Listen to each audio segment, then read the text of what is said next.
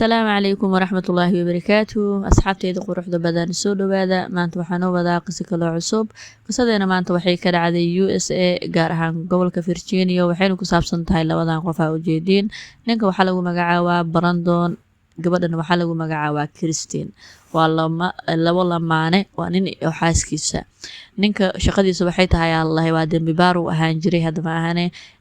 gabadhana waxay ka shaqeynaysay isbitaal qaybta ICU-ga ka shaqeynaysay oo waxay ahayd kalkaaliso. labadan qof noloshooda sida caadiga ah ay wateen anug yaray haysteen.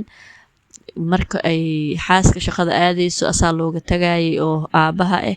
markuu Brandon shaqada aadayna waxaa looga tagayay Christine. anugtu saasay ku heen jireen.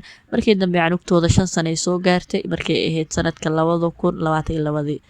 anugtii 5 sano ay soo gaartay xoogo mas'uuliyadeediina way ka cuslaatay. anugtii way xamil weysay gaar ahaan hooyada maadaama ay shaqadeeda ay ahayd shaqo adag oo tan aabaha ka adag. hooyadii waxay raadisay gabar ka caawisa anugtaas yar iyo xanaanadeeda intay shaqadeeda ku maqan tahay. say u raadinaysay markii dambe waxay heshay gabar lagu magacaabo Juliana oo Brazil u dhalatay. anugtii gabadhaasa looga tagaa iyadiina shaqadeeda iska wadanaysay. sida la joogay marka miskiintan waxba ma ogay shaqadeeda ku badan haday guriga imaadan howlaheeda kale wadataay waxba ma fahansana. ilaan Juliana iyo Brandon way isfahmeen oo asxaab ay noqdeen waxaana go'aan lagu gaaray labadooda inay isguursadaan. marka Brandon iyo Juliana markay gurka ku heshiiyeen qoftaan oo Christine idoo meeshii ay ka bixin labadan qof isma guursan karaan maaha. ninkii wuxuu go'aan ku gaaray inuu raadiyo xal kale maadaama hadii si caadi loo kala tago maxkamad iyo howlahaas ay sheekadu soo gasho lacagtiisa kala bar waxa qaadanaysa Allah Christine. anugti yarna xanaanadeeda labadood way u dhaxeynayaan si kaligiis anugtu looma deenaayo. marka ninkan wuxuu is dhahay lacagtaadan ha ku badbaado anugtaada yarna aad iska hayso qoftaan iska guurso waxba adoo wareer kala galin qoftaan is dhaafi. bis wuxuu galay Allah website ay isku tagaan dadka wada xanuunsan asoo ku galaayo magaca xaaskiisa. marka wuxuu ka dhigaa Christine inay website-kaas gashay iyadoo raadinayso qof jir dilo oo si fiican u garaaco si fiican ma ahane si xun miskiintaas in loo garaaco iyadana ay rabto ay ku qanacsantahay. bas sidii oo u raadinayo qof markii dambe wuxuu helay ninkan sawirkiisa u jeedin oo lagu magacaabo Joseph kana la soo xiriiray wuxuu dhahay shaqadaas anaa diyaar u ah lacag lagu kala qaadanaa markii meesha. ninkii uu la heshiiyay guriga oo nambarka guriga iyo howlahaas dhan uu soo siiyay. bis maalmaha kamid ah marka subax waqti ay subax tahay guriga wuxuu ugu tagay xaaskiisa iyo anugti yar uu ka tagay guriga ay joogaan ilaa ninkii yaa soo socdo. miskiintan warjira moogay waxba ma ogo. ninkii wuxuu iska aaday oo Brandon ahaa McDonald meelahaas ku yaalo aaday Allah. ninkan kalena oo Joseph kala soo balansaday ileen wuxuu isleeyahay qofta ay ku balansatay gurigeeda waa kanaaye waa ka shaqadaada ka qabso ula iyo qashin dhan asoo wato guriga yimid. nin qof gabadhii oo Christian ahayd uu dil ku bilaabay iyo garaacid idii ha qayliso ha ooyso waxay rabtaa sameeyso qayli iyo waxay isku dartay wax walba ay awooday. marka qofkan wuxuu isleeyahay Joseph ka oo la soo adeegsaday qofta iyada ku wactay waxaan lacag ay ku bixisay haba qayliso haday rabtay way barabtaa idaa ku wactay adi howshaada wadu taagan yahay. ninkan kale oo Brandon oo Christine ninkeeda ahaana wuu baxay intay oo dadkan howlaha ay ku masquulsan yihiin wuxuu is dhahay guriga aadi horta adoo joogtid howshan ay dhicin.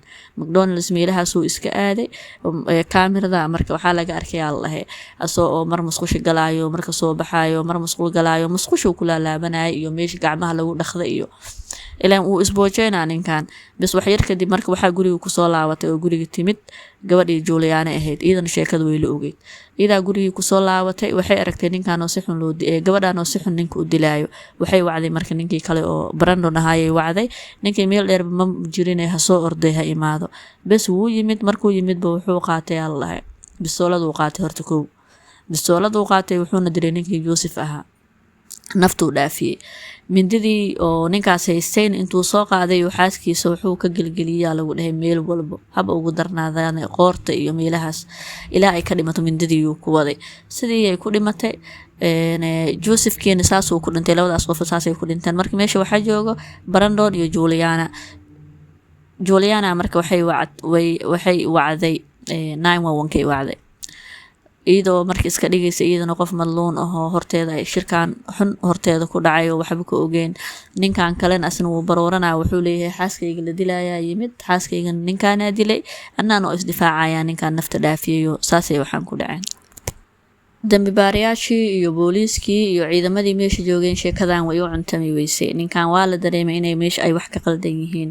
Bes waa la qabtay Brandon iyo Juliana waa la qabtay, wareysiyaa la galay. Juliana noqorgo oo qol oo gooniyaa la galay, ninkan kalena sidoo kale wareysiyaa la bilaabay. Marka waa la fahmay qofka inay wax ka qaldan yihiin oo sheekadan ay isku aadisneen.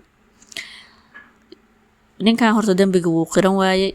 Juliana booliiska la heshiiyeen, waxay dhaheen hadaa qiratid si oo ay aadna caawisid oo noo sheegtid dambiga iyo wax walba say u dhaceen, yani ciqaabta waa laga qafiifinayaa. Bes sidii ay ku qiratay iyo wax walba ay ku sheegtay ninkan inuu magaca xaaskiisa uu ku samaystay website uu ku samaystay oo ninkaas u balamiyo waxaan dhan iidaa u sheegtay gabadhaas. Bes ninkii waa la maxkamadeeyay oo maxkamada la soo saaray, waxaan lagu xukumay maxkamad xabsi daa'ina lagu xukumay oo racfaan lahayn. iidiina wili yani lama xukumin oo xukun sugo waayo xabsiga ku jirtaa, laakiin qisadana meeshaas ay ku egta. Marka qisadan waxaan ka baran karnaa qofka adiga kuugu dhow inuu kugu noqon karo shayaadiinul ins. marka Ilaahina wada amaansado insha Allah.